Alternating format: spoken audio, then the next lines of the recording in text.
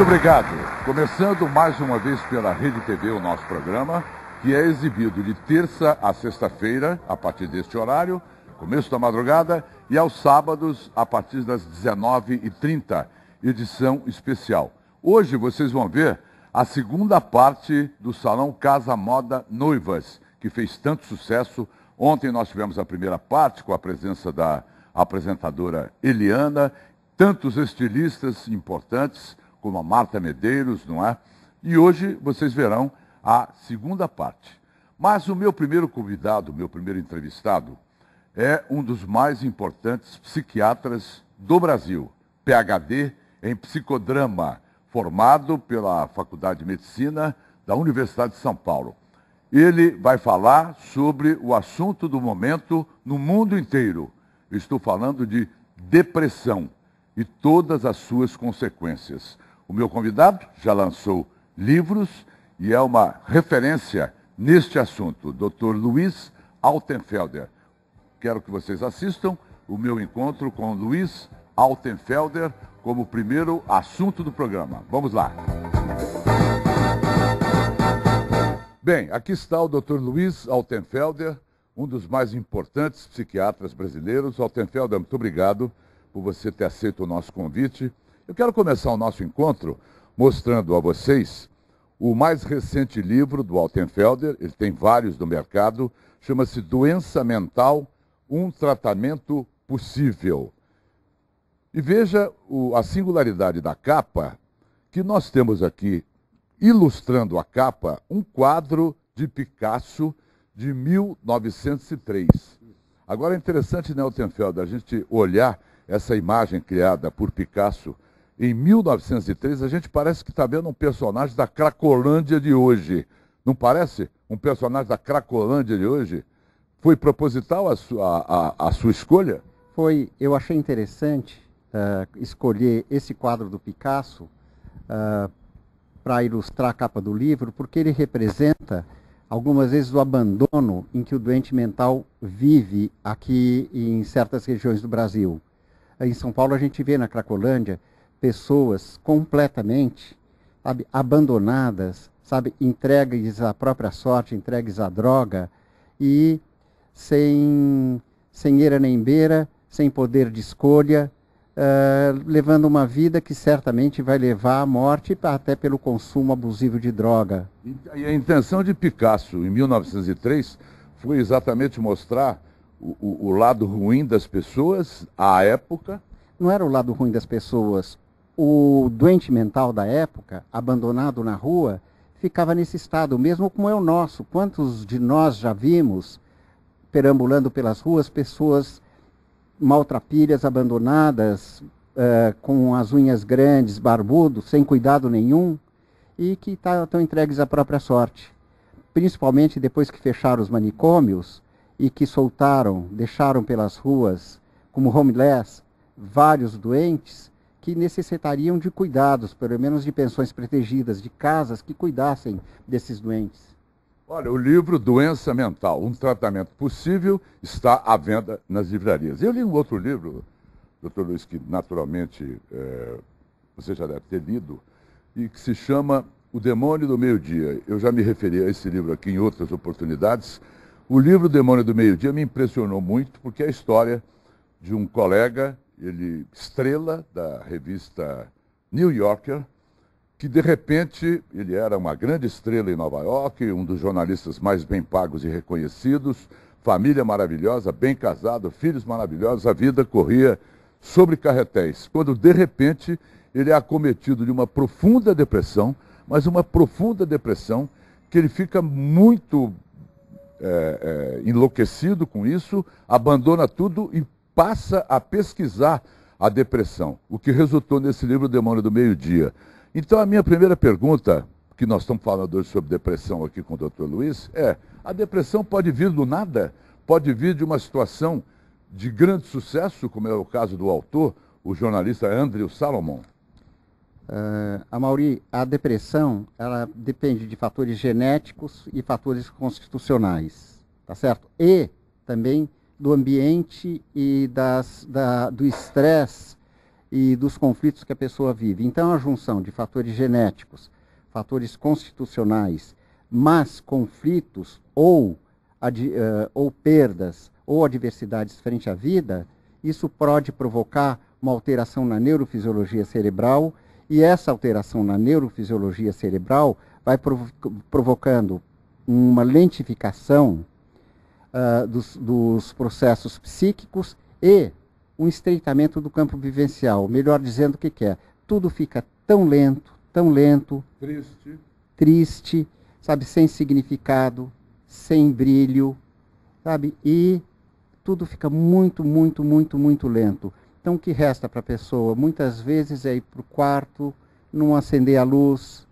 ficar na sua cama, sem vontade de levantar, sem vontade de escovar os dentes, sem vontade de tomar banho, sem energia para nada.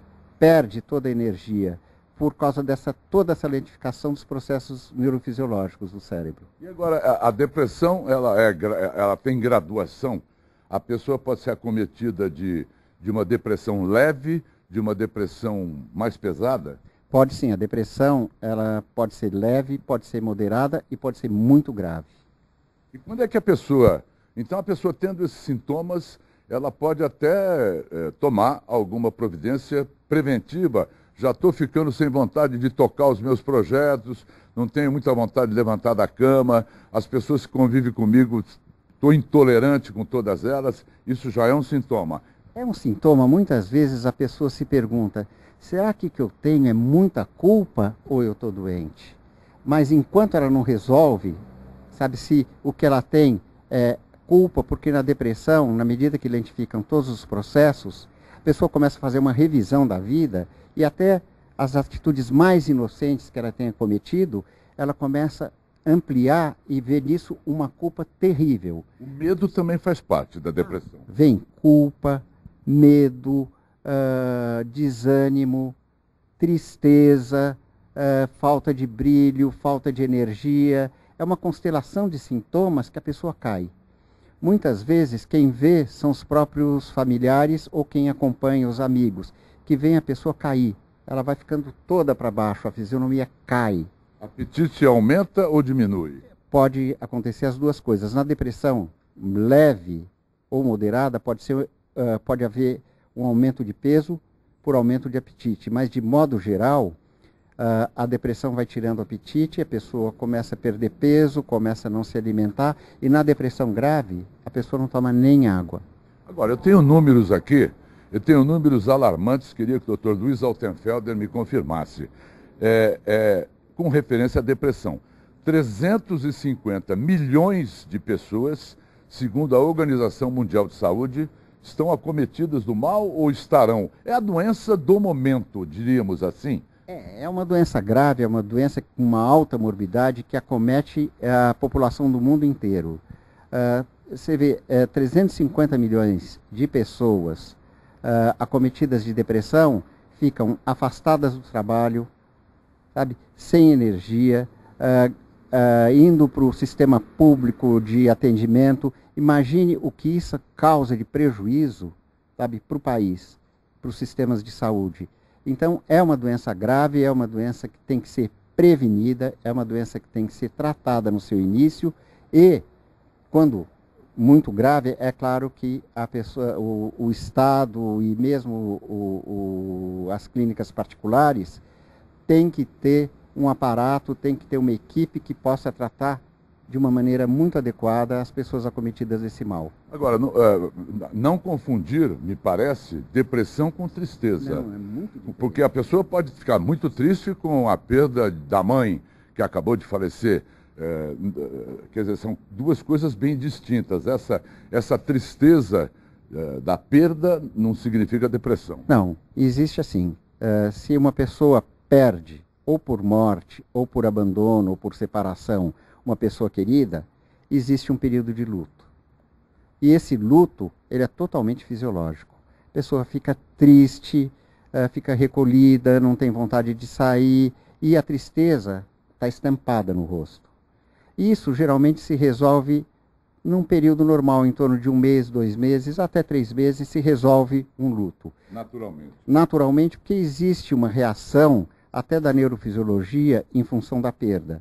E depois isso recupera naturalmente. O organismo tem uma capacidade que a gente chama de homeostase, de recuperar aquilo que foi alterado. Quando acontece a depressão, aí isso se instala de uma maneira progressiva e que não volta ao funcionamento anterior. Então a pessoa, na maioria das vezes, ela não sente a tristeza. O desânimo, a falta de energia é estampada no rosto. E o que se vê, sabe, é quase uma fisionomia de máscara, muito marcada, com tudo para baixo, e que não é uma tristeza. Muitas vezes a pessoa acometida de depressão, ela tem um sentimento que é da falta de sentimento. As pessoas mais queridas dela, ela tem a sensação, sabe, que ela não consegue ter nenhum sentimento por elas. Sabe, é como se fosse um silêncio mental mais doloroso. Até de pais para filhos, até com os netos e com tudo. Passa tudo despercebido. Não é despercebido, passa, ele não tem o sentimento, tem uma... Não tem emoção. Não tem emoção e ele sente uma dor enorme por não sentir aquilo que ele acha que deveria estar sentido. E ele não sentindo isso, sabe, ele tem uma amargura enorme, sabe, e até uma culpa muito grande por ter essa sensação que não está gostando das pessoas que são muito queridas. Doutor Luiz, me explique um pouco melhor, porque a depressão, portanto, não necessariamente não precisa ter um motivo. Porque eu conheço muitos depressivos sem nenhum motivo, que é o meu caso do Andrew Salomon, que nós citamos e que escreveu O Demônio do Meio-Dia, o famoso livro, não é? Sem motivo nenhum a pessoa entra em depressão. Pode acontecer por fatores genéticos, por fatores constitucionais e que a gente chama de fatores endógenos. A pessoa pode ter uma alteração dos neurotransmissores, uma alteração da neurofisiologia cerebral, sem que tenha um fator externo preponderante. Não é baixa serotonina a depressão? É que existe, a grosso modo, sabe, uma explicação que, assim, quem tem depressão tem uma baixa serotonina, que tem uma baixa noradrenalina, que tem uma baixa quantidade de neurotransmissores. Na verdade, o que ele tem é uma alteração da neurofisiologia cerebral que vai provocar uma alteração em toda a condução nervosa de um neurônio para outro, de redes constituídas por esses neurônios que são intermediadas por esses neurotransmissores. Na verdade, não é aumento nem baixa de uma substância, é uma alteração global de toda a rede neuronal. Agora, eu vejo muita gente renitente aos remédios, porque existe aí uma vasta disponibilidade de remédios para depressão, e me parece que também isso cabe aos melhores psiquiatras, aos melhores terapeutas. Não é fácil acertar o remédio, porque os remédios têm substâncias muito diferentes.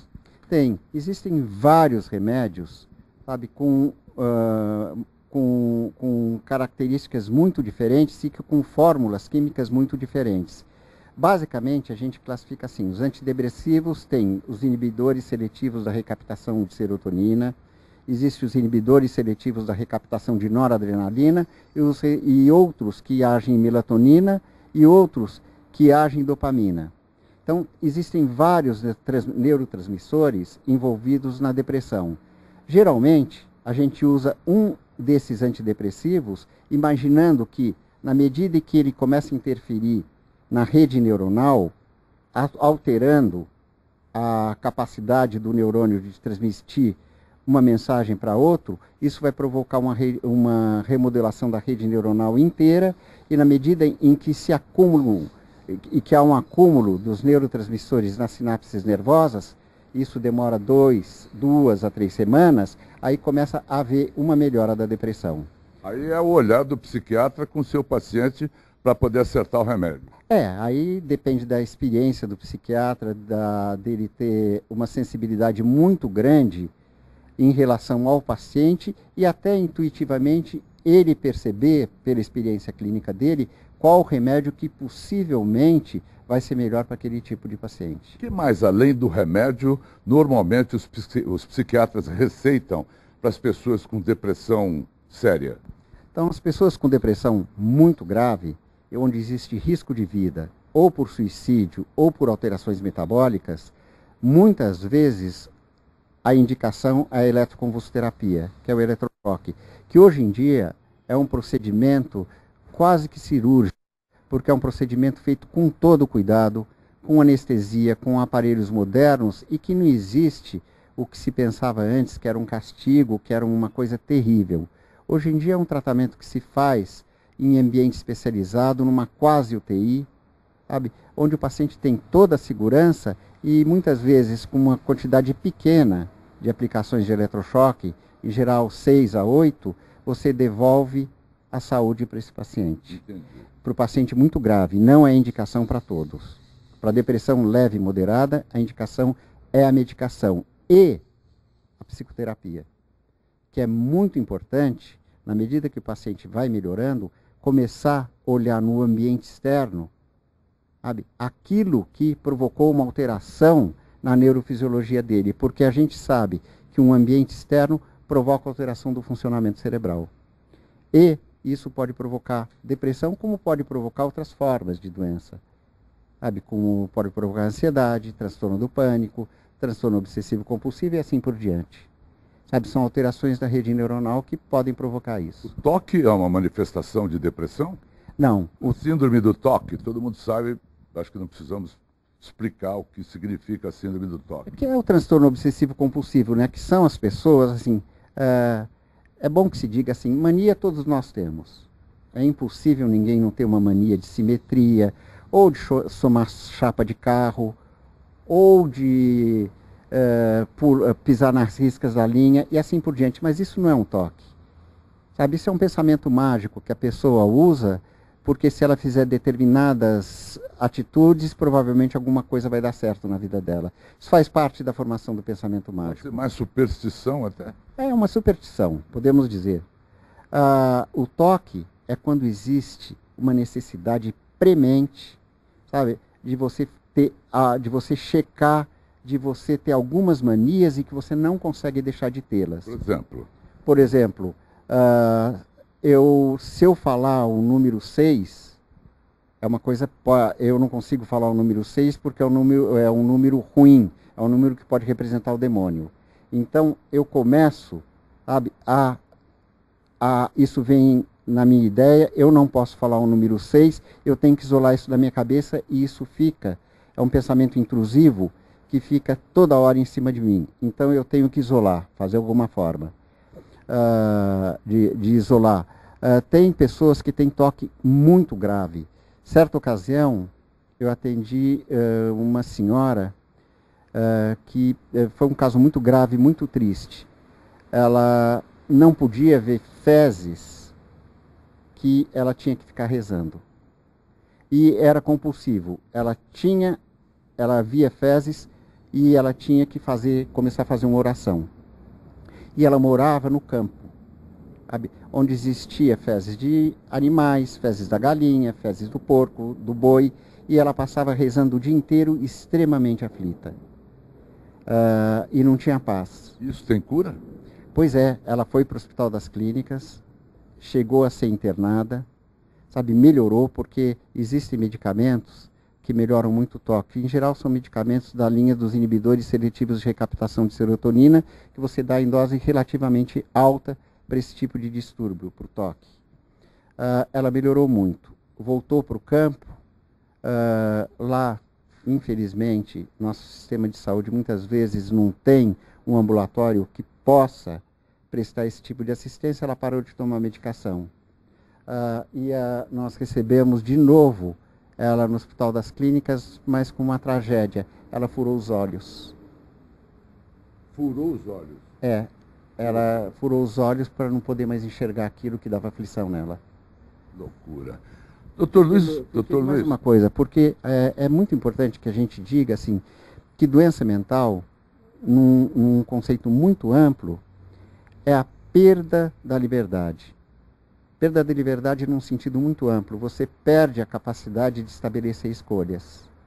E isso te limita. Então, você fica limitado tanto na depressão, você fica limitado tanto no toque, você fica limitado tanto na doença do pânico, porque você passa a se proteger de um sofrimento enorme. Isso te limita, você começa a ficar muito restrito, isolado, e isso você perde a capacidade de escolher, de ter uma vida plena, sabe, e de ter um amplo leque de escolhas. Dr. Luiz Altenfelder, falamos sobre tudo isso. Quer que eu faça uma pausa? Vamos aos comerciais e voltamos com o Altenfelder? Eu quero saber agora sobre o que não falamos. Todos estão aqui curiosos, porque o que eu devo fazer para não correr o risco de ter depressão? O que devemos fazer? Há métodos preventivos? Voltamos daqui a pouquinho com o psiquiatra Luiz Altenfelder.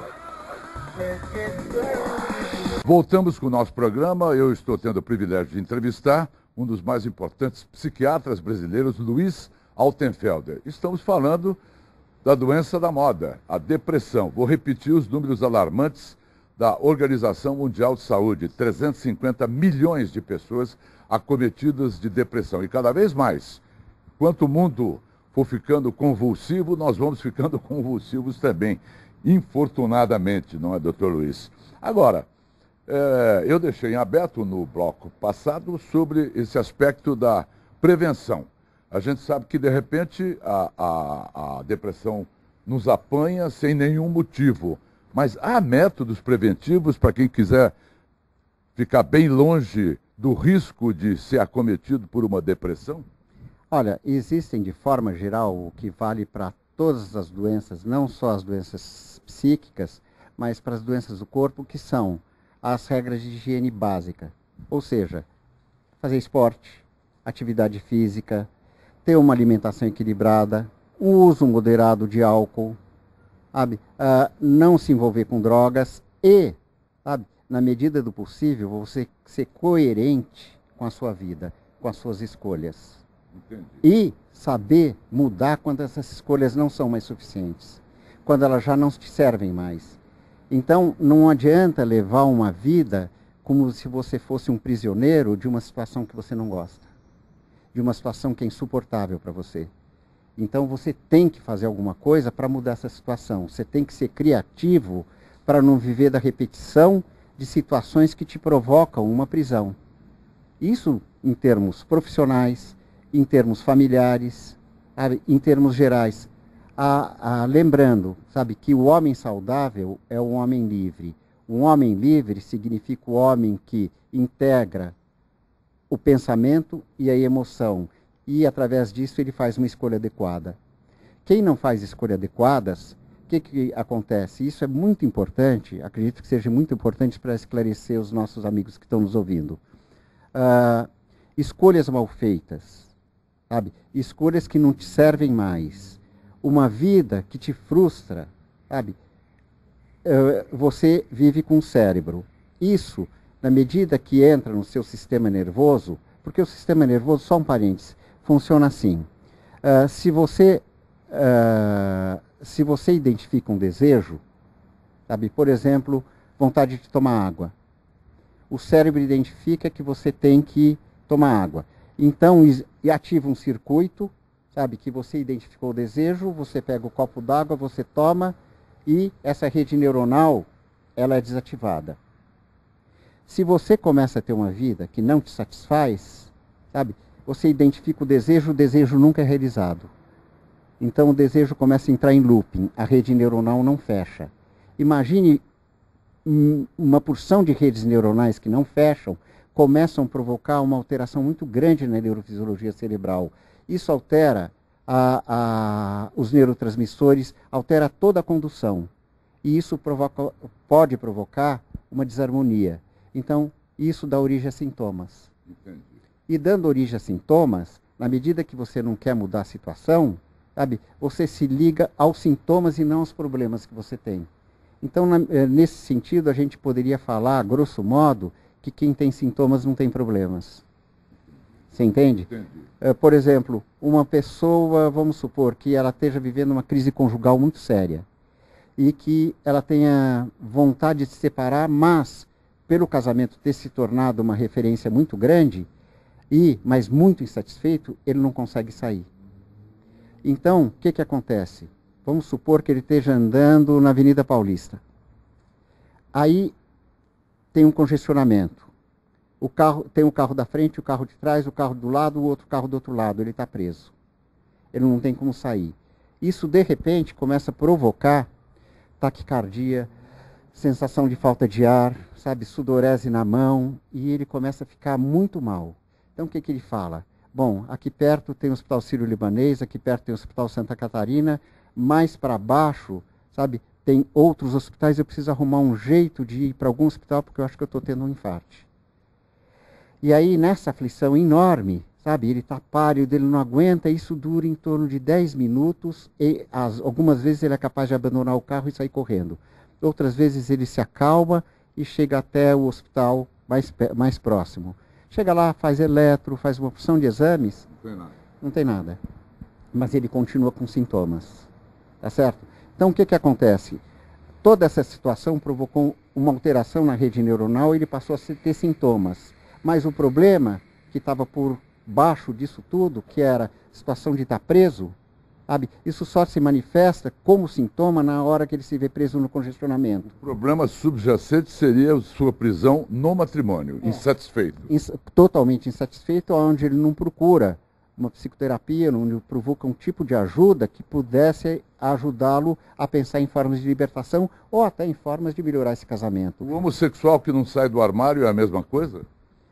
Ele é mais suscetível à depressão porque ele tem que esconder a sua condição? Não, necessariamente não é, porque eu acho que muitas vezes ele vive com pessoas, sabe, onde tem a mesma condição que ele e lá ele se sente livre, tá certo? Claro que a sociedade, agora está melhorando, na medida que não reconhece, não aceita a homossexualidade, porque isso é uma condição totalmente natural e a pessoa não tem nenhuma responsabilidade, culpa por esse tipo de condição que ela vive. Isso nasceu com ela. Sim, mas quando ela tem uma repressão paterna, ou por causa dos amigos, ela tem que esconder essa sua condição, isso não é um motivo de causar depressão? Sem dúvida, isso pode ser um conflito muito grande, eu não digo que necessariamente cause depressão, mas pode causar ansiedade, pode causar algum distúrbio. Ou se a pessoa é mais saudável, ela sai de casa, vai morar em outra cidade, ou assume para os pais, independente, ou para a família, ou para os amigos, independente da opinião deles, sabe? Ele tem coragem de escolher, portanto, e vai ser saudável. Doutor Luiz, a depressão ela é hereditária? Existe um componente hereditário, ok? Por isso que a gente falou, tem componentes genéticos, componentes constitucionais.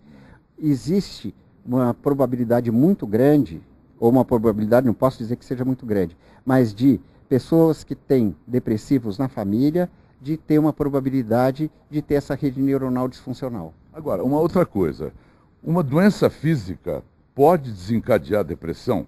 Por exemplo, a pessoa tem uma doença cardíaca.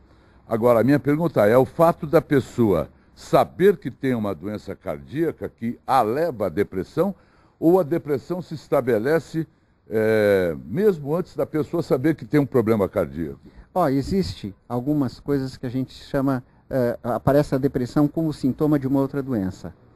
Então, existem algumas formas de neoplasia, de câncer, que se manifesta primeiramente por depressão. Outras vezes, por exemplo, é comum uma pessoa que tenha passado por um procedimento de revascularização miocárdica, que tenha passado por um infarto onde só colocou um stent ou até mesmo cirurgia cardíaca, ela passa uma condição de imortal para mortal. Porque enquanto a gente não tem doença, a gente acha, nem pensa na morte. Mas na medida que você tem uma condição grave, sabe, aonde tem o peso social que você pode morrer do coração, muitas vezes você pode criar uma limitação. E aí te leva à depressão? Pode levar à depressão e que é perfeitamente... E o contrário também. Quer dizer, o contrário também? O contrário também. O contrário também. O contrário também. A pessoa fica depressiva e depois tem sintomas patológicos de doença. Pode, porque isso desorganiza todo o funcionamento do organismo. Uma pessoa que tem, por exemplo, uma crise de ansiedade, ela tem o que a gente chama de desautonomias. Desautonomias são alterações do sistema nervoso autônomo, que são sistemas que provocam a harmonia dos órgãos. Então, se você tem um aumento maior, se você tem uma alteração do sistema nervoso autônomo, você tem as desautonomias, que se manifestam por taquicardia, vontade de ir ao banheiro toda hora, dor de barriga, sudorese nas mãos, sensação de falta de ar. Então, você tem essas desautonomias, sabe, que cronicamente até podem te levar ao estabelecimento de uma doença. Criança tem depressão? Tem. Criança também tem depressão? Criança tem a depressão. Em tenra idade? Pode começar com 5, 6 anos de idade. Aí é muito importante identificar essa depressão e uma criança bem tratada passa a ter um desenvolvimento normal. Entendi. É muito importante que se faça diagnóstico em depressão em criança. E como é que se identifica a depressão em criança de 5, 6 anos? Os sintomas são muito variáveis. Muitas vezes a criança é uma criança não adaptada à escola, é uma criança não se adaptada aos amigos, é uma criança isolada, é uma criança triste, é uma criança sem brilho. E vale a pena, claro, procurar um especialista. Agora, o Dr. Luiz Altenfelder recomenda terapias alternativas como reiki, acupuntura, exercícios físicos, tomar sol, essas coisas todas também ajudam muito? Olha, exercício físico com certeza ajuda. O sol com certeza ajuda, tomando de uma maneira moderada. Os outros tratamentos alternativos não fazem. Não existe sucesso. O sucesso mesmo é o tratamento medicamentoso e a psicoterapia. Mas o tratamento medicamentoso tem muito efeito colateral, não tem, doutor Luiz? Perda de libido, outras manifestações desconfortáveis? Certamente. Os antidepressivos, alguns deles têm mais ou menos efeitos colaterais. Isso vai depender de pessoa para pessoa, mas de modo geral, pode acontecer uma queda da libido, com alguns antidepressivos um aumento de peso, outros antidepressivos provocam uma diminuição do peso, outros depressivos provocam alteração de sono, ou para mais ou para menos, sabe? E alguns deles provocam hipotensão e às vezes até hipertensão arterial. Então é muito importante que num tratamento qualquer, de qualquer doença mental e até da depressão, se faça um acompanhamento médico, de preferência semanal ou quinzenal. Última pergunta, doutor Luiz. Falamos do toque, não é? Eu queria falar um pouquinho de bipolaridade, síndrome do pânico, hiperatividade, déficit de atenção. Isso tudo são variantes da depressão? Não, não são variantes da depressão. São diagnósticos diferentes, são categorias diagnósticas muito diferentes. E que necessariamente não têm uma ligação com a depressão. Cada qual exige um tratamento especial. Existe um tratamento especial e são categorias diagnósticas diferentes. Dr. Luiz Altenfelder, muito obrigado pela sua amabilidade. Acho que tivemos aí um panorama bastante objetivo dessa questão tão em voga, que é o tratamento da depressão. Quero, ao final do nosso encontro, recomendar mais uma vez o mais recente livro do Dr. Luiz Altenfelder, Doença Mental, um tratamento possível. Aqui está. E espero poder contar com a sua colaboração em outros momentos do programa para nós irmos nos atualizando nessa matéria. Amaury, muito obrigado. Eu agradeço essa oportunidade. Eu espero que essa nossa entrevista tenha trazido esclarecimentos para a população e que isso diminua esse estigma, sabe, em relação à doença mental. Sabe, doença mental não é uma fraqueza, é uma doença mesmo. É uma alteração de um órgão, é uma alteração da vida e é uma alteração da alma. Mas como a gente não sabe onde é a alma, dói tudo na doença mental. Então, quem tem essa dor profunda, procure tratamento. A doença mental é um tratamento possível. Muito obrigado. Luiz Altenfelder.